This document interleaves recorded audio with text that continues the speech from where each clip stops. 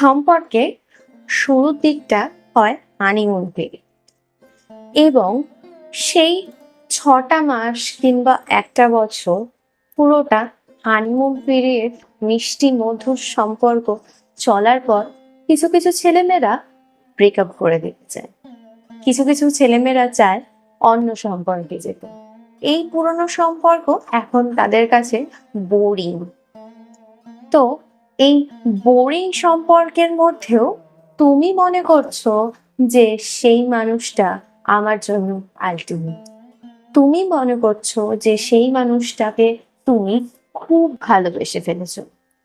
তুমি চাও সেই মানুষটার সঙ্গে সারা জীবনটা কাটাতে, কিন্তু সে চায় না। সে মনে করছে যে তার জন্য অনেকে পড়ে রয়েছে, তাই সে তোমার সঙ্গে ব্রেকআপ করতে চাইছে।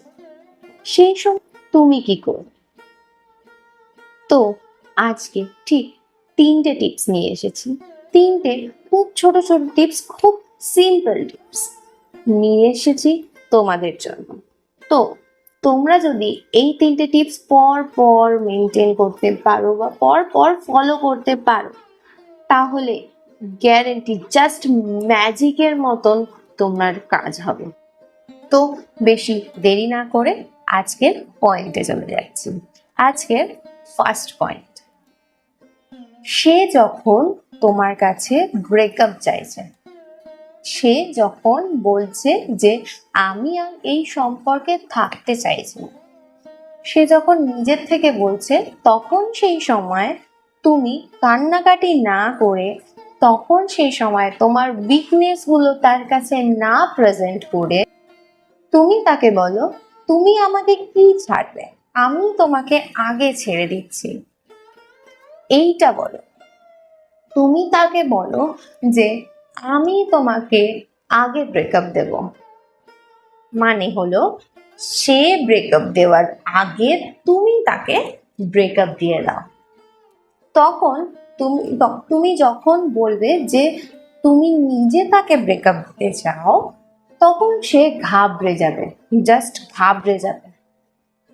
সে ভাববে যে আমি তো ব্রেকআপ দিতে চাইছিলাম, সেই জায়গায় সেই মানুষটা তুমি কেন ব্রেকআপ দিলে? কারণ তার মেন ইন্টেনশন এটাই যে সে তোমাকে কষ্ট দিয়ে অন্য রিলেশনে যাবে। সে তো তোমাকে কষ্ট দিতে পারলো না, তাহলে সে আবার ফিরে আসবে তোমার কাছে। সেকেন্ড, তোমাকে সাইলেন্ট হতে হবে। তোমাকে একদম সাইলেন্ট থাকতে হবে, একদম চুপচাপ থাকতে হবে। মানে সে তোমাকে ব্রেকআপ দিতে চেয়েছে, তুমি তো না। তুমি তো মনে মনে চাও যে সে তোমার কাছে আবার আসুক। তো তোমাকে তার কাছ থেকে একটু দূরে সরে যেতে হবে, তোমাকে তার কাছ থেকে একটু দূরে থাকতে হবে। কিভাবে? তুমি তাকে কল বা মেসেজ করা বন্ধ রাখবে। তুমি তাকে তার সঙ্গে কথা বলা একটু কমিয়ে দেবে, আস্তে আস্তে কমিয়ে দেবে। তুমি তাকে বারবার বারবার মেসেজ করবে না, বারবার বারবার জিজ্ঞাসা করবে না যে সে কেমন আছে, সে কি করছে, এটসেট্রা এটসেট্রা। তুমি তাকে জিজ্ঞাসা করবে না। তোমার ওয়েট তোমাকে নিজেকে ধরে রাখতে হবে। তুমি তার কাছে মাথা নত করবে না। তুমি সাইলেন্ট হয়ে যাও, তুমি চুপ করে যাও, তুমি তার খোঁজ নেওয়া কেন, তার সঙ্গে কথা বলাই বন্ধ করে দাও। থার্ড পয়েন্ট, তাকে টোটালি ইগনোর করো। আগের পয়েন্টে বললাম যে তুমি তার সঙ্গে কথা বলা বন্ধ করে দাও এবং তাকে ইগনোর করো। থার্ড পয়েন্ট হলো ইগনোর করো। সে তোমাকে কল করছে, সে তোমাকে মেসেজ করছে, যেমন তুমি তাকে কথা বলা বন্ধ করে দিয়েছো তার সঙ্গে।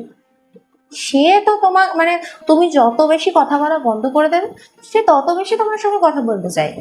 এবং যেই মুহূর্তে সে তোমাকে মেসেজ করবে বা কল করবে, সেই মুহূর্তে তুমি তুমি তার কল ইগনোর করবে, তুমি তার মেসেজ ইগনোর করবে, তুমি টোটালি তাকে ইগনোর করবে। সে যে রাস্তা দিয়ে ধরো যাচ্ছে, সেই রাস্তা দিয়ে তুমি গেলে ধরো মুখোমুখি পড়ে গেছো, চোখাচোখি হবে না, মানে তার চোখের দিকে তাকাবে না। তুমি জাস্ট তাকে ইগনোর করার মতন, অচেনা মানুষের মতন ইগনোর করে বেরিয়ে যাও।